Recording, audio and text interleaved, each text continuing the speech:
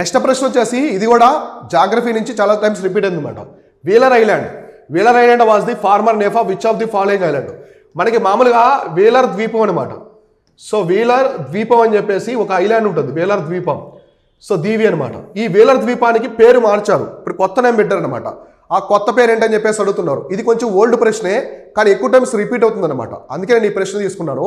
మీకు దీనికి సంబంధించి కొన్ని ప్రత్యేకతలు చెప్పడం కోసం కూడా తీసుకున్నాను అనమాట. సో ఇక్కడ ఏమి ఇచ్చారంటే options: Abdul Kalam Island, Rose Island, Neil Island, Minicoy Island. So ఇక్కడ చూడండి, రోజ్ ఐలాండ్, నీల్ ఐలాండ్ ఇవన్నీ కూడా ఎక్కడ ఉన్నాయి మనకి? అండమాన్ అండ్ నికోబార్ ఐలాండ్స్లో ఉన్నాయన్నమాట. అండమాన్ అండ్ నికోబార్, కాబట్టి బీసీ క్యాన్సల్. మినికా ఐలాండ్ ఎక్కడ ఉంది? లక్షద్వీపుల్లో ఉంది, కాబట్టి ఈ రెండు కూడా కాదనమాట. సో ఫైనల్గా ఆన్సర్ వచ్చేసి మనకి అబ్దుల్ కలాం ఐలాండ్. కాబట్టి ఈ వీలర్ ఐలాండ్కి, సో వీలర్ ఐలాండ్కి పేరు ఏమని పెట్టారు? Abdul Kalam. So doctor APJ Abdul Kalam island అని చెప్పేసి పేరు పెట్టుకున్నారు అనమాట. సో దీవి అని చెప్పేసి పేరు పెట్టుకున్నారు. సో ఎందుకంటే ఈ వీలర్ ఐలాండ్, ఈ అబ్దుల్ కలాం ఐలాండ్లో క్షిపణి ప్రయోగాలు చేస్తారు.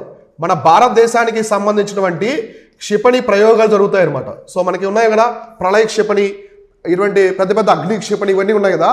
ఈ క్షిపణికి సంబంధించినటువంటి ప్రయోగాలు అక్కడే జరుపుతారనమాట. అక్కడ జరిపి ఆ విజయవంతమైన తర్వాత అనౌన్స్మెంట్ చేస్తారు. కాబట్టి మన భారతదేశానికి క్షిపణి పితామహుడు ఎవరు? సో భారత క్షిపణి పితామహుడు అని చెప్పేసి ఎవరిని పిలుస్తాం మనము? అబ్దుల్ కలాం గారిని పిలుస్తాం, క్షిపణి పితామహుడు. సో అబ్దుల్ కలాం గారిని పిలుస్తాం కాబట్టి మనము ఈ ఐలాండ్కి కూడా ఈయన పేరే పెట్టుకున్నాం అనమాట. సో ఆయన పేరే పెట్టుకున్నాం. సో అబ్దుల్ కలాం గారు మనకి IGMDP అనమాట, integrated guided missile development programme.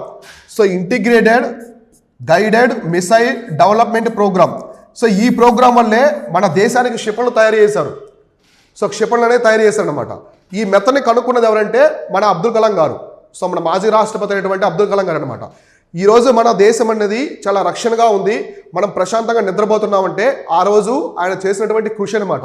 Abdul Kalam గారు ఎంతో కష్టపడి ఆయన లగ్జరీ జీవితాన్ని, నాసాలో గొప్ప అవకాశము, కోట్ల రూపాయల డబ్బులు వచ్చినా కూడా ఆయన వెళ్లకుండా మన భారతదేశంలోనే ఉండి ఇటువంటి చేశారనమాట. సో అందువల్ల ఆయన మనం భారత క్షిపణి పితామహుడు అని చెప్పేసి పిలుస్తాం. సో అవన్నీ కూడా ఈ వీలర్ ఐలాండ్లో చేస్తారు. అయితే వీలర్ ఐలాండ్ ఎక్కడ ఉందంటే ఒడిస్సా. సో ఒడిస్సా రాష్ట్రం దగ్గర ఉంటుంది. సో ఒడిస్సా రాష్ట్రం దగ్గర ఈ వీలర్ ఐలాండ్ అనేది ఉంటుందన్నమాట. సో ఇలాంటివి ఎగ్జామినేషన్లు ఎక్కువ అడుగుతూ ఉంటారు, చాలా కేర్ఫుల్గా చూసుకుంటూ ఉండాలి. వీటికి సంబంధించిన అప్డేట్స్ అన్నీ కూడా మనం మన టెలిగ్రామ్ ఛానల్, వాట్సాప్ ఛానల్లో పెడుతూ ఉంటాము.